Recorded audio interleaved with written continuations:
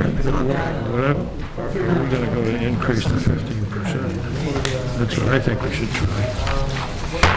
It is 6 o'clock. This meeting is called to order.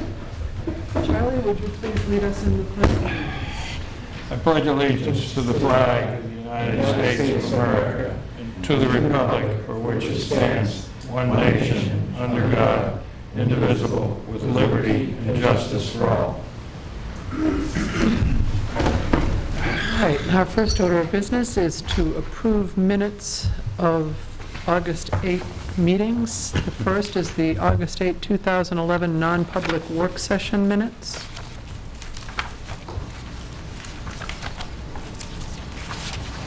Move to approve those. Second? It's been moved by Mike and seconded by Dick that those minutes be approved. All those in favor? Aye. Opposed? I will abstain. One abstention. Moving on to the August 8, 2011 Select Board meeting minutes. Move that we approve them as written. Second. It's been moved by Charlie and seconded by Mike. All those in favor? Aye. Opposed? Abstain? Yeah, and since I was absent, I'll abstain. And finally, we have the August 8, 2011 non-public meeting minutes.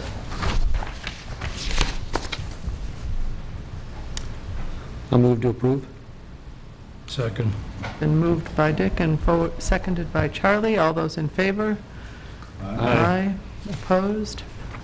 And one. One last time, I will abstain. All right, announcements. The Select Board will meet on the following dates. Regular meetings at 6 p.m. on Monday, September 12, 2011, and on September 26, 2011. Work review sessions prior to the regular meeting will start at 5 p.m. We will have an informational meeting on August 29, 2011. That will begin at 5:30 p.m. and not 5 o'clock as indicated on the agenda. All of the above meetings will be held in the Town Hall unless otherwise posted. Weather observations for the month of July are available in the Town Hall. Please note that the town is still seeking interested parties as members of the Airport Committee. If interested, please contact Town Hall for further information. The town offices will be closed on Monday, September 5th, 2011, in observance of Labor Day. Moving on, the first item that we have business under is correspondence. And first, we have a letter from Genesis Behavioral Health. This letter was dated August 4, 2011, but just received the end of last week. It suggests to me, as chair of the Plymouth Board of Selectmen, I write to you and the board relative to a need to gain additional representation for our Genesis Board of Directors. We appreciate your and the board's support, and Paul Freitas has been a great supporter, understands the problems, the effects on communities, folks, family, friends, and co-workers. Our boards meet at the same night, creating a conflict for Paul, and he has suggested that we ask the board for help, the Select Board for help. We wish for at least 2 suggestions of people who would serve, additionally representing the Plymouth area. Those offering a closer mental health connection to Spear Hospital would be a plus. Please contact me by August 15th if possible. Kindest regards, signed Peter Russell, Chair of the Governance Committee of Genesis Behavioral Health. If anyone is interested in serving on Genesis Board, I would ask that you contact the Town Hall, and we will pass that information along to them. Second, we have a letter of resignation from one of our Highway Department workers, Ron Freilich. It states, as of August 19, 2011, my employment with the Town of Plymouth Highway Department is finished. My employment with Donovan Equipment Company will begin August 22, 2011. My time at the Highway Department has been great. Relocation is the main reason for my leaving. The current crew and road agent are exceptional, and it has been a pleasure to work with them all. I am sure they will continue to strive for excellence. Sincerely, Ron Freilich. Do we have a motion to accept Mr. Freilich's resignation? So moved. Second. It's been moved by Charlie and seconded by Mike. All those in favor? Aye. Opposed? His resignation is accepted. Next on our agenda, we have a 9/11/2011 planning update from Steve Barba. Steve, would you come up? Do I go here? Whichever you're comfortable. Sitting at the table is great.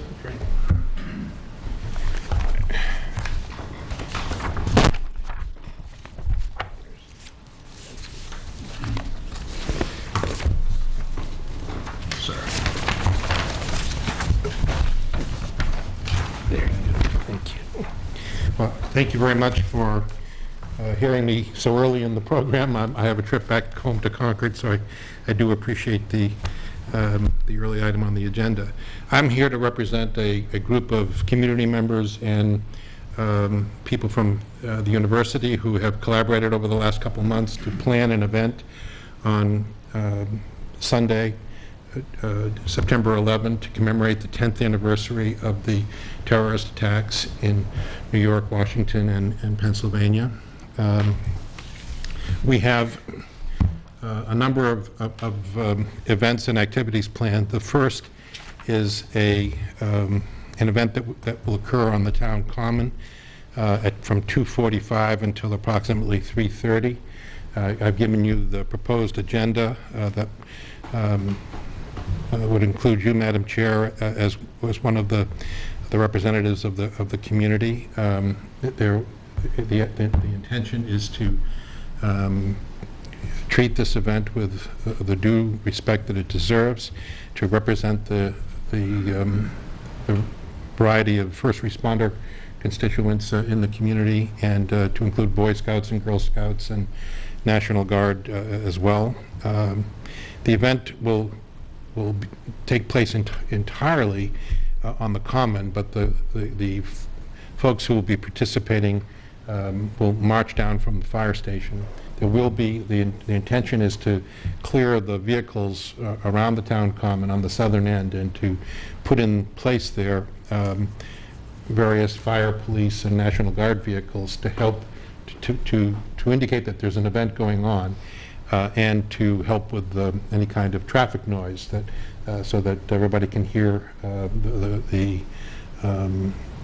the speakers. It will be amplified. There will be bunting on the town common. There will be on the bandstand. There will be chairs there for those who need it, and we're hoping that as many people as possible will come.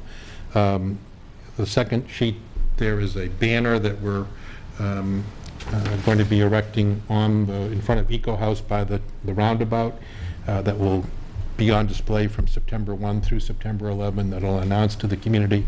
There will also be posters that will be put in the churches and around town in various locations.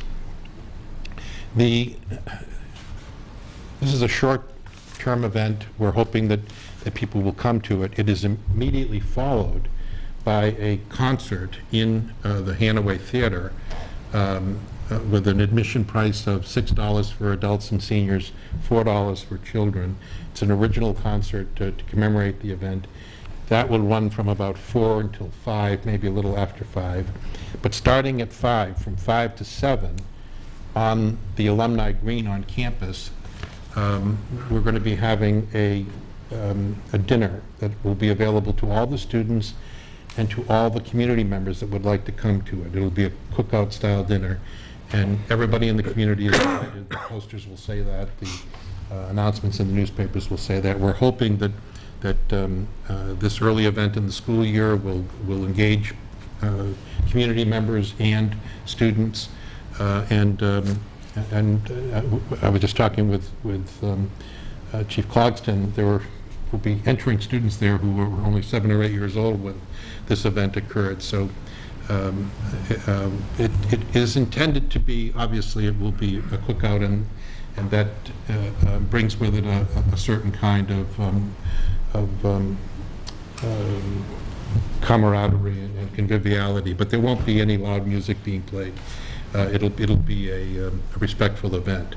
So we're hoping that this will be very successful and gain a lot of participation on the part of the community and the university. There will be as well 5 4x8 sheets of plywood and foam core with all of the names of all of the people who were killed on that day. And these boards will be on display at the town common, and the names are all on one side, and we're hoping that people will write their thoughts and feelings on the other side.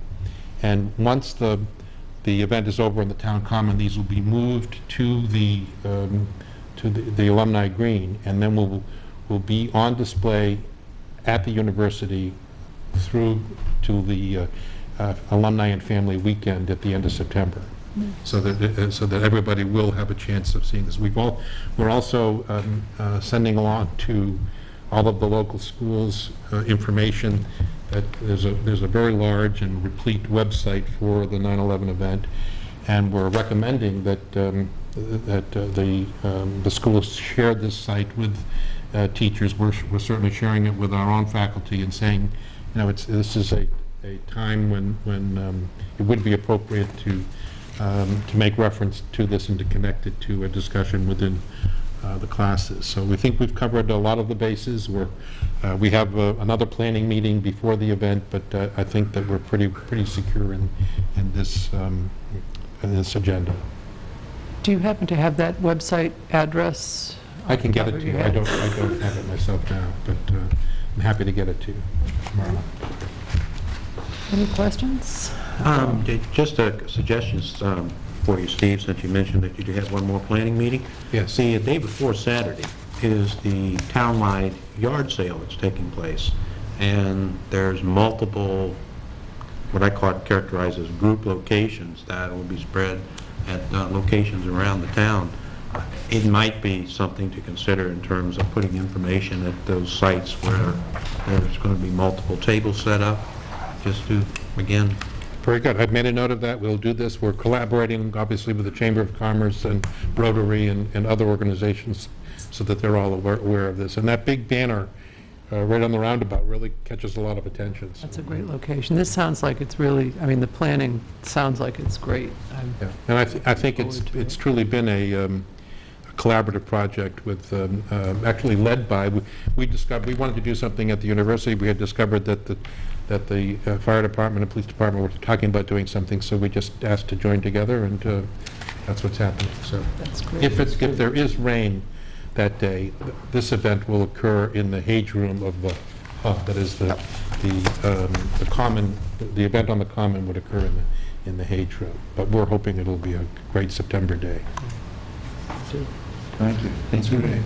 I also would like to tell you that the C-SPAN bus is coming to Plymouth, and for 2 hours, I think on the 14th, but you'll hear a further notice about this large bus that travels around the country is coming to Plymouth, and people are going to be invited to go on the bus. There's a classroom section there, and there's also access to the 177,000 hours of C-SPAN broadcasting that that anybody can go into, and so it's going to be fun.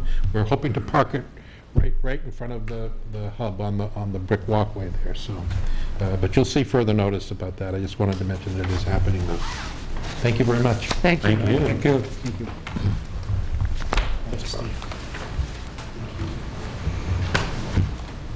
All right, under Chairman's comments, the Select Board will be interviewing construction managers for the safety building proposal on this coming Wednesday, the 24th, and the informational meeting that we're holding on the 29th is going to be simply for the purpose of announcing who we have selected to be the construction manager to work with Davis Goodrow on that proposal. So there's not going to be any further or extensive discussion about the safety building proposal. It's going to be truly just a simple announcement. And that was all I had. We have no purchase orders. Under committee reports, Charlie? I attended the elementary school board meeting, was it last Tuesday? And I'm happy to announce that the collar funding from the state has come in over what they had anticipated. It's $838,000 instead of about $750, of which they intend to use $488,000, almost $489,000 to reduce the tax rate. It'll bring their tax rate down to $1.03 from, I think, $2.22 or 23 cents. So that's good news. They discussed a number of things. One is the class enrollment sizes this year are, there's no class under 11 and none over 18. So that's a pretty good student-to-teacher ratio. Other than that, Mark Halloran has asked for a chance to come before the board, which I guess we'll put him on the next week or so. But it is good news because we really had no idea what they were going to do when they met before I got there and asked. They've decided on the 488. It could be slightly higher or lower depending on the assessed value of the town, which I don't think will go below the 442 million. May go a little higher. In addition, I also went to the spring meeting of the Res Life for the landlords in town. And it was kind of interesting. This is the first year that they discussed what the college is going to do with the noise ordinance, you know, to back us on some of the things we've accomplished. I told them we had last year, I think it was over 60 kids arrested for noise ordinance violations, and Sarah Jane Steen was there, and she noted that they are becoming a proactive. They also passed out a brochure, which is Steve Temperino said it mirrors the town's, it's a piece of PR that the town puts out, and you might want to take a look at it. It outlines all of the violations that the kids can get themselves into, from couch burnings and felony arrests and the fines and things like that. So there's an interest, much higher interest, it seems to me, at the university to make the kids aware of what good manners can do for them. And the brochure that Charlie handed me is entitled "What Can Happen," and it concerns New Hampshire state laws and Plymouth and Holderness town ordinances, and they have a quote from a student on the cover of it that says, "If I'm going to participate in illegal activities, I have to be ready to deal with the consequences of my actions," and then it goes on to list different activities and what the consequences are. It lists about every possible. Everything from noise violation to illegal parking and disorderly conduct, and yeah, it's pretty comprehensive, so it's good. Other than that, I have nothing. Thank you, Charlie. Ray? Two items of interest. First, I attended the Plymouth Planning Board work session on August the 4th, and one of the principal items that was on their agenda that evening was a subject that we've already been updated on. They also had leadership representatives from the Grafton County Economic Development Council that came before them and stepped them through where they're at with the proposal for development of the Business Enterprise Center at 149 Main Street. And it appears that there has been ongoing activities with the town planner to ensure that the proposals that are being developed for that facility and its expansion are ones that are going to meet with the planning board's approval when they do bring that matter in front of that board for consideration. I also attended the August 12th Plymouth Regional Chamber of Commerce meeting, and an item of interest that occurred on their monthly agenda is one that we have spoken to, and it was interesting for me to hear the views. At this point, it's not a position yet, of the chamber board.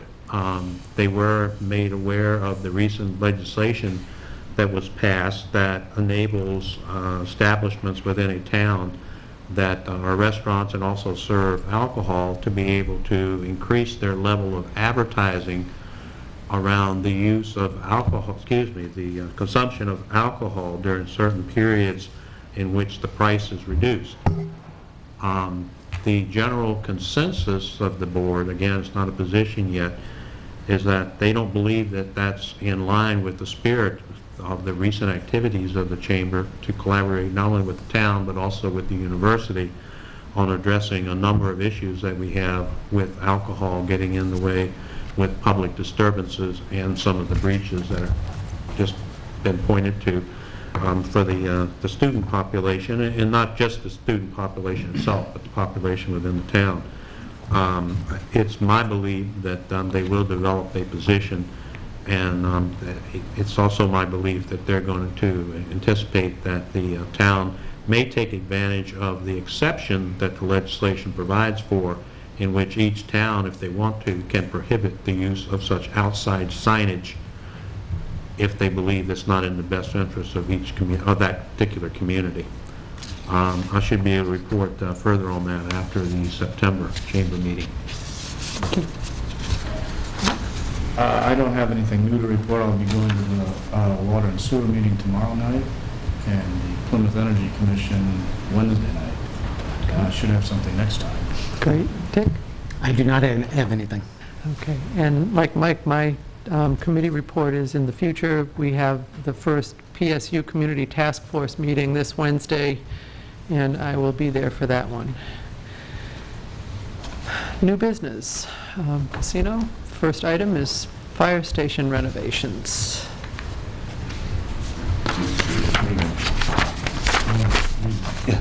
Hey, good morning. Okay. Here tonight to follow up on a letter that I sent regarding some of the upgrades that we would like to see done or do at the current fire station to address some issues, and they were laid out in the document as to the level of importance. What I did do is I spoke with David Nash. David Nash is the contractor that is currently working at the police station, and he's doing a real good job there. And I showed him what we had, what the plans were, and asked for his input. He is a builder. And we came up with, I believe you do have a copy of the estimate. The estimates on that. The bunk room right now is, it's a converted workshop, and the only entrance is off the apparatus floor space. And as indicated, the apparatus floor space is a parking garage for the trucks. That's a hazard area by definition. You can exit through the boiler room, but that is also a hazard area. So the plan that I would like to see done is that we were going to carve out a new door right from the meeting room so that the employees, when they're in bed, they can exit.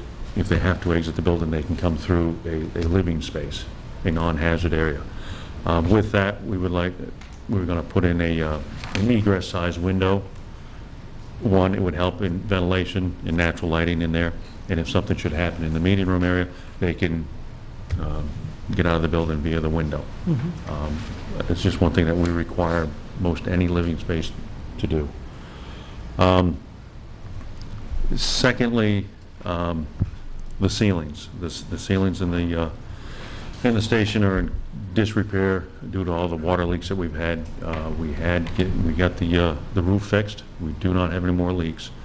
So I asked him to give us a price on that, along with replacement of the light fixtures. The light fixtures are what they call an old T12 technology. They do not produce that technology anymore. It chews up energy quite a bit. And with that, we had a representative from the co-op come take a look at what we had, and they do have a cost share program. It changes daily, so they did not want to say what that would be until the approval of the project, but I think right now it's somewhere around $30 a unit. So with that, we could, if all the lights have been replaced, We're looking at close to $900 that they would pitch in for all the fixtures. I believe the fixtures would total somewhere around $6,950. That's not counting the $900 that we might get back.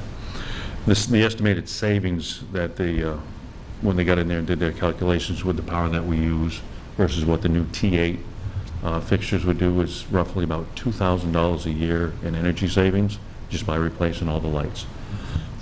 Currently, right now, I went back the last 2 years, and we're pretty consistent. I think last year we spent $6,885 in energy costs. The year before that was $6,584.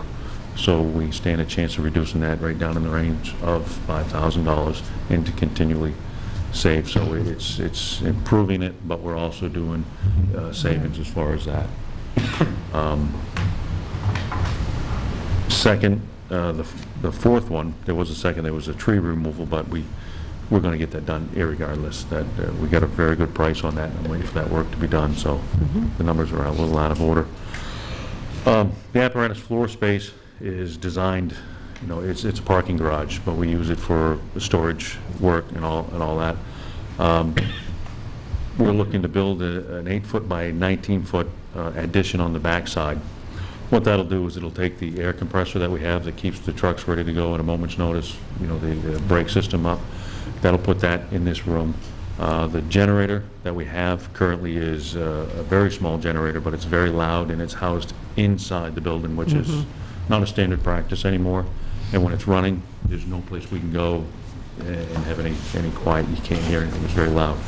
So we want to move that into that room also, along with the compressor that fills the SCBA bottles on the back. That's, you know, we get pressures up to 6,000 pounds. It's a safe system, but if anything should go wrong, there's not going to be a lot that's left. Put it in a separate room outside, you stand a lot better chance of surviving a catastrophic failure in that system. So it's a safety thing along with a space, and what that'll do is that'll get all that stuff off the floor and gain us just that little extra real estate with inside, trying to house, you know, trailers and fire apparatus, along with having space so that the guys can do the maintenance that they need to on the vehicles and around. That is, I would have to say, is looking at it, that's the biggest expense would be that addition. So estimated with those, and this price is a little high. Like I said, the tree work was added in Mr. Nash's price, and that's going to be taken care of already. So that was like an $800 thing that he had in there. Total would be $37,889. And this is all funds that have been appropriated by the town meeting for this purpose Correct. previously, Yes. so. Yes. How much money was appropriated for repairs or renovations, if you know? I believe it was increased to 30. It went from 25 to 30, but casino had between 50 to 60,000 left over from last year. So he has around $120,000, $110,000. The only thing that we need to address tonight is items 1, 2, and 3. Well, within my limitations of approval. Item number 3 is over my limitations of approval, still under the bid process by 1,000. But Mr. Nash is the individual that's been doing all the repair work and the renovations at the police department. I know most of us have seen what he's accomplished there with the little money that we've had to use. So he came and graciously put this list together for us. So I didn't know if we wanted to continue. We have to decide to continue to go to Mr. Nash, or if you would want to put it out for bid. He came in at 40% lower than any of the other bidders last year. Do we have a recent activity in which Mr. Nash was in competition with others for work that he ultimately was awarded the contract Yes. for? That's what he's doing now at the PD. That was part of a competitive process? Yes, he bid, and he came in 40% lower than the other bidders. I'm inclined to waive the bid process. To go along with Mr. Nash and not have to seek additional. I gather the chief. I'm very happy with this. He's really happy with it. As he put it, for every dollar that he spent, he felt Mr. Nash gave him $3 worth of work. And he's done an incredible amount of renovation at the PD, at the hands of Mr. And they're Nash. doing more now Right. also. Yeah, I'd be in favor of just skipping it. So we need a motion Sounds- for the I think that's appropriate. 37th. Could I just ask one question on the addition? Is it filling in a section? What we're going to do is, the hose tower, the hose tower sticks out a little bit Yeah. towards the back, so we're gonna go even with that and come right out. There's a back door there now, Okay. and we're either going to leave that to go out or use that door to go into this new room so that we don't have to have the cost of the door. Okay. We're going to have a boundary line back there somewhere. Yes, we do. Yeah, there's a boundary line. We just had it surveyed this past summer, so we know where our line is. Yep. And 1, 2, and 4 are safety, health issues, and number 3 is a storage issue. So are you saying you just need to vote on the addition? No, just deciding whether we go forward, yeah, right. Without the bid process. We need a motion to waive the bid process to employ D.L. Nash Construction to complete Right. all of the renovations to the fire department. Right. I'm prepared to make that motion. All right, do I have a second? Second. All right, it's been moved by Mike, seconded by Charlie. All those in favor? Aye. Opposed? It's approved. Thank you. Thank you. I get the paperwork and down here. Okay, great. Have a good night. You too. All right. Next, under new business, we have a discussion of the ordinances regarding fireworks.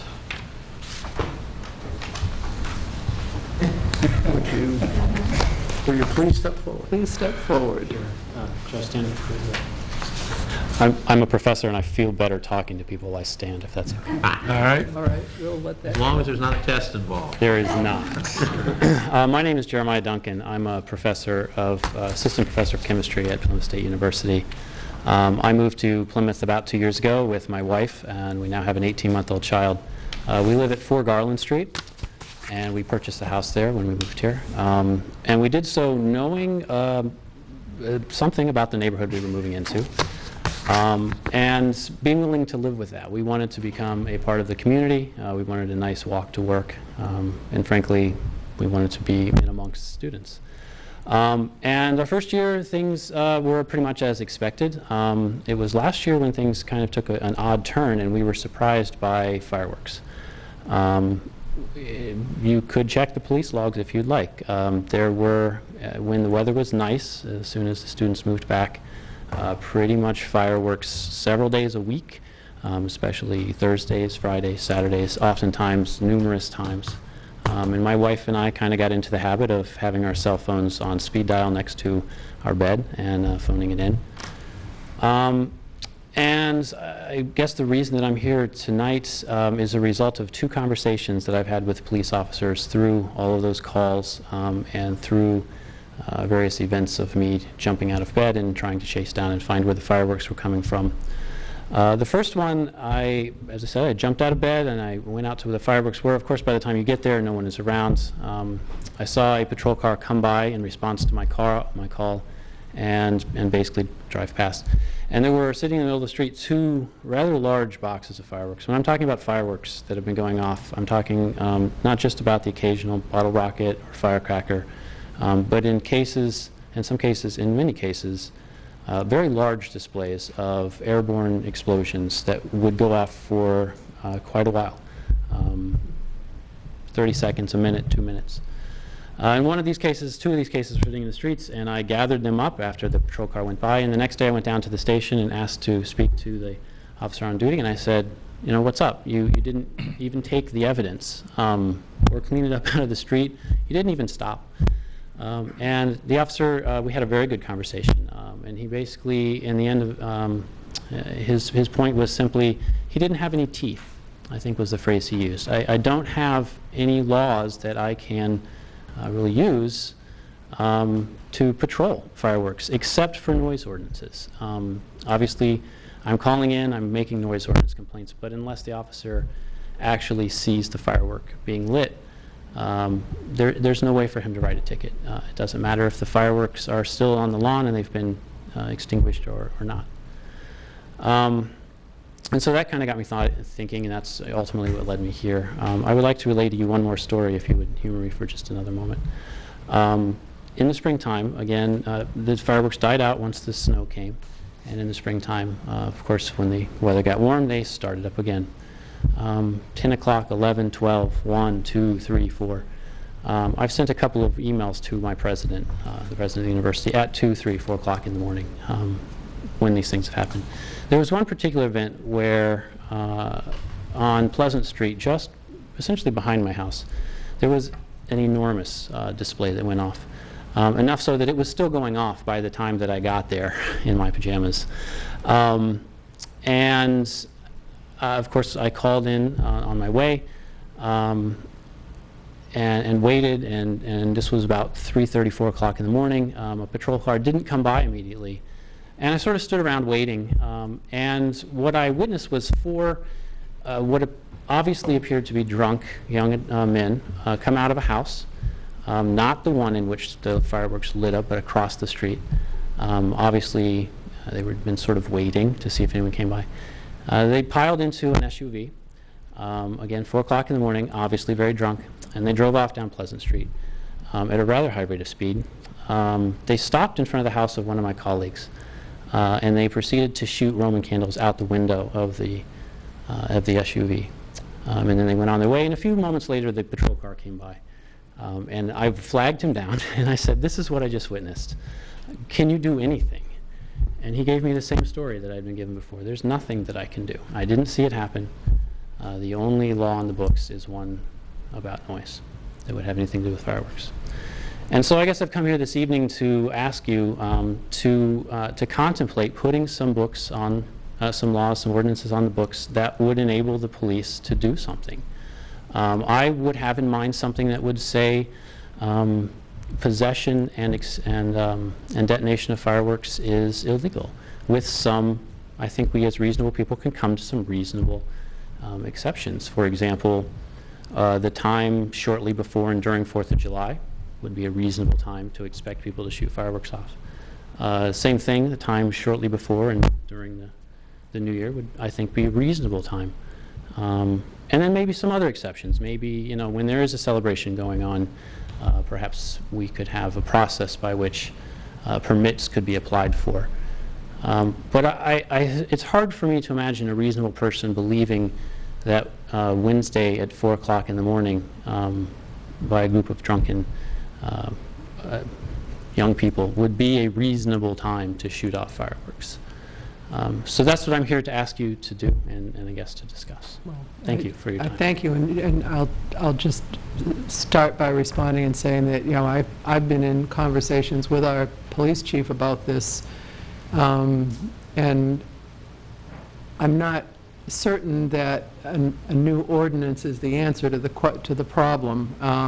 You know, we have the noise ordinance. There is another ordinance that is you know, prohibits endangering activities, which this certainly falls into. I think that our chief believes that the laws that we have on the books can be used to cover fireworks, and the question is really being able to catch someone in the act, whether there's a new law on the books or not. What the police department is working on, and I think they're working in close cooperation with the Plymouth State Police to actually effect arrests in these cases. And obviously, as your experience shows, those don't happen simply by showing up after the fact. They've got to catch somebody doing it. So I think there's, you know, they're working on it from that angle right now. But, you know, we certainly are taking those kinds of incidents very, very seriously. That story about the SUV and the bottle rockets is frightening. Yeah, I mean, I think if my colleague's house had burned down as a result of that, we would be having a different discussion today. And and that certainly is a possibility. She has Well- 2 young children as well. Yeah. I guess I would say, well, okay, obviously policing any of these ordinances is challenging. But if I see a group of young adults walking down the street on a Wednesday with a case of beer and a case of fireworks,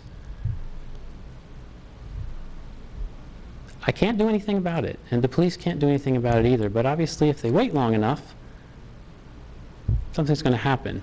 And I guess what I would say, in that case, it would be nice if the police could say, you're carrying illegal ordinances, and confiscate them and write them a ticket. I just can't reasonably think that anyone thinks it's okay to shoot off fireworks in town on a Wednesday in September. It's 2 o'clock in the morning. I can't get into detail on what we're working with. When we're dealing with the ATF, and so our police department still has very rigid rules that they have to abide by. Sure. PSU's law enforcement agency has less rigid rules. I won't go into details, but I know some of what you're speaking They about. have it, and you probably know, working there, they have a lot more flexibility in our Sure. offices. We could have something burning right at the end of the driveway that we know came right out of a house, and we can't go in, whereas a PSU officer could. So there are a lot of things going on in the background. We're really ramping up our efforts, and I'm going to be using new tactics, which I can't get into. The chief is very concerned about your concerns, and it's just it's the court system itself that handcuffs us. If we had a video of the license plate and everything that you just described, that could be used as evidence also. But fireworks literally is one of the hardest things for us to chase.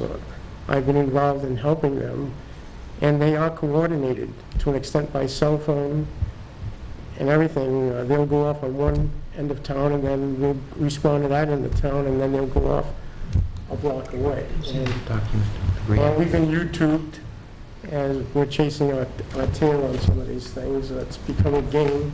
Yes, it's very much become a game. I've heard students talking about it afterward. Yes. And you've heard that, and you've probably heard of some of the circles that are starting to develop. There's almost a club going on Yeah. to see how much we can make officers run around with it. That's why my request is just to Yep. think, is there something else that we can do that would, as the officer I spoke to said, give them more teeth?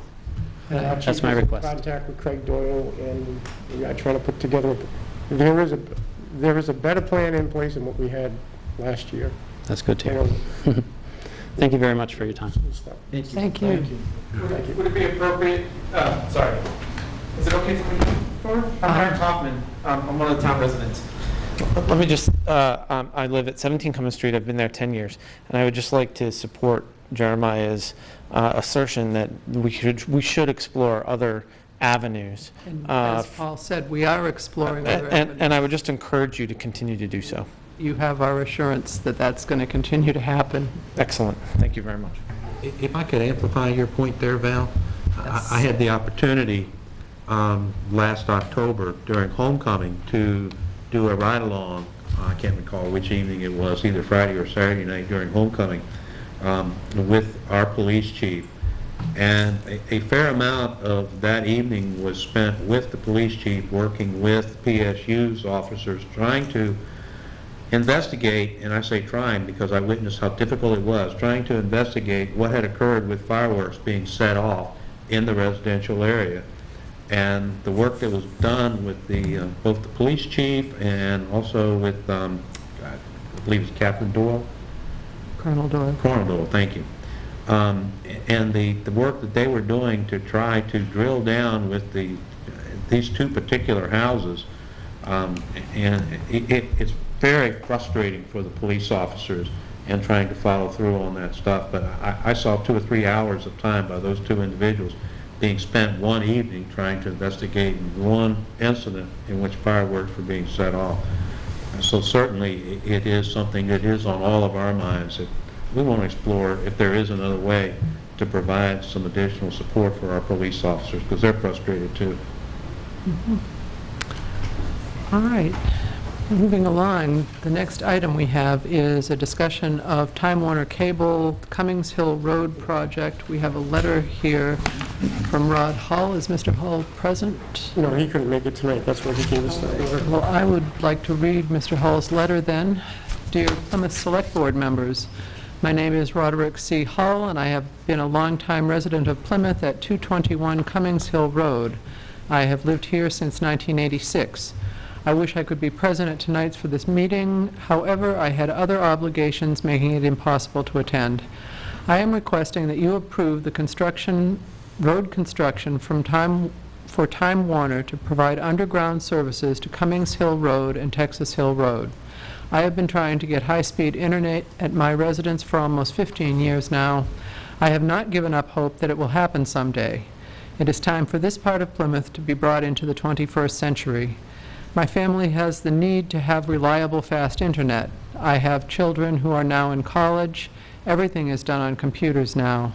I have my master's degree in technology and need to have access to dependable, fast internet. I need it for use with my work. Again, please do whatever is needed to ensure that Time Warner finally runs cable to the homes on Cummings Hill Road and Texas Hill Road. The residents in these areas of town deserve to have the same services offered to us as the most of the rest of Plymouth enjoys. If anyone has any questions or concerns, please feel free to contact me on my cell phone during the meeting. To allude to what Mr. Hull is talking about, and then I'm going to ask Peter to come up. Okay. He has found, and we all know that Time Warner is making an offer while Peter is out doing FEMA mitigation on Cummings Hill Road. Yep. Time Warner found out about the mitigation that we have to do in the area, so they approached us saying, since we have to be out there anyway, and we've been addressing this problem for 2 years, how to get the line across the stream to where Mr. Hull is the first house on a string of 30 families that do not have cable, one of the islands that was created. Peter has to be out with FEMA to begin with in his equipment as our soft mat for the FEMA project of Cummings Hill Road, the redoing of Cummings Hill Road from drainage to culverts to resurfacing and other things. Time Warner made the offer that if we were to run the trench and the bridge, well, Peter can do a better job on how we're going to get across the bridge, explaining that they would run the cable across that stream and that bridge finally, and service 10 families, and finally get the cable up in the air, which has always been a problem, to get the cable to a telephone pole. Then, when we go through our negotiations going forward, not only talking about servicing 20 more families, and we would take it from there. And it wouldn't be as involved because saving- it would just be right. extending it instead of... We would be saving $22,000 by doing this. FEMA's paying for Cummings Hill renovation and the Texas Hill renovation. Peter has to be out there anyway, our equipment has to be out there anyway. So Mr. Hull is asking, he has talked to the supervisor from Time Warner that we do this trench while we have to have the equipment out there to begin with and save the $22,000 that was going to cost us to make the crossing. Okay. Peter? Peter? Well, the opportunity really has arrived for us to do this. The problem in the past was they had to set poles from the termination of the poles that were there to the beginning of the poles on Cummings Hill Road. And a lot of that required easements and guy wires going onto private property.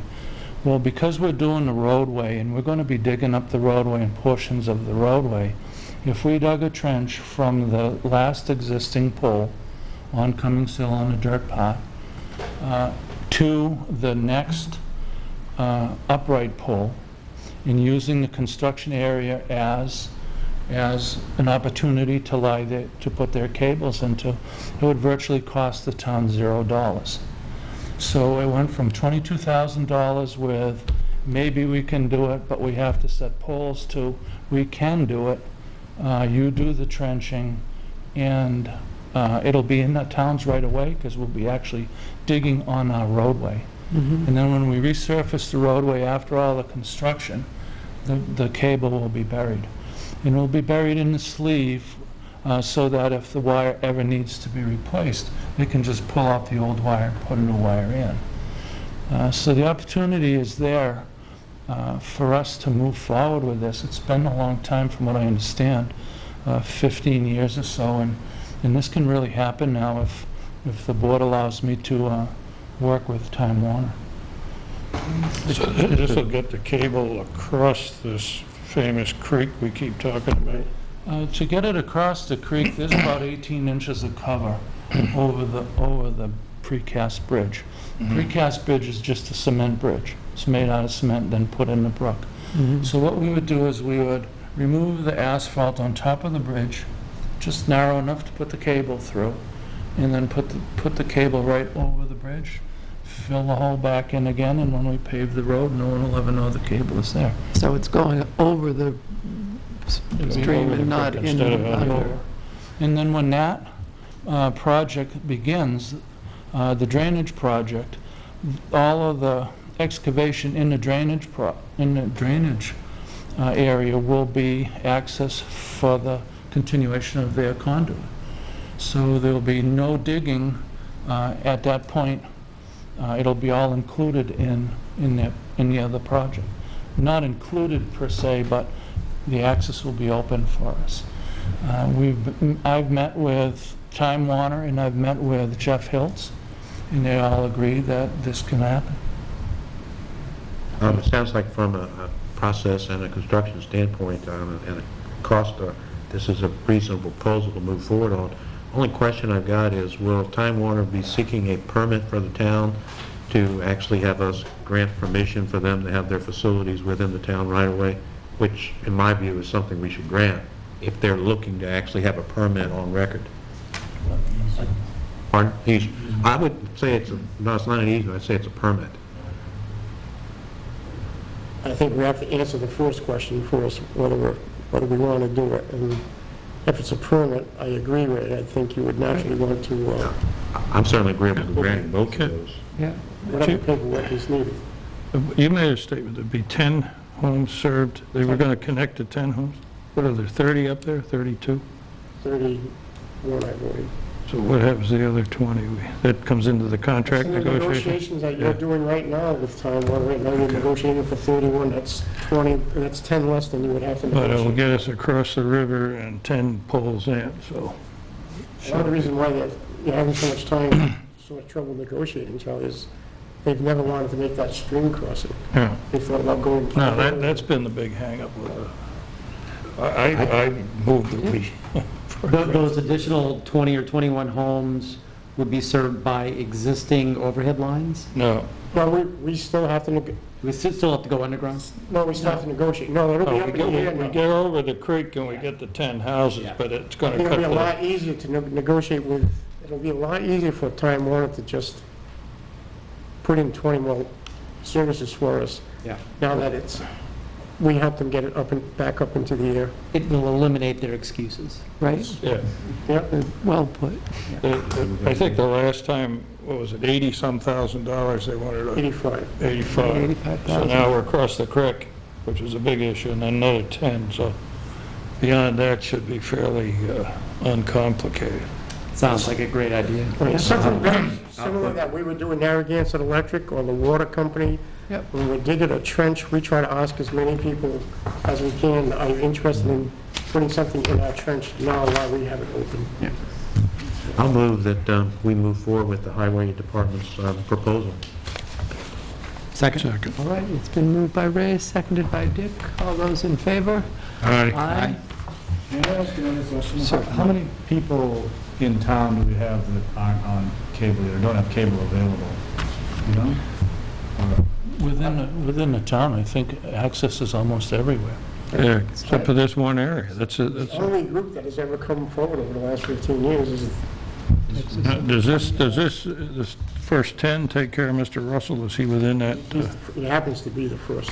Oh, well, that's good. No, in all honesty, he's the one that, and I'll be fair with you, it was just going to be 3, but in all fairness to this board, but you all know, I was the third person on the road, and I didn't want that to happen.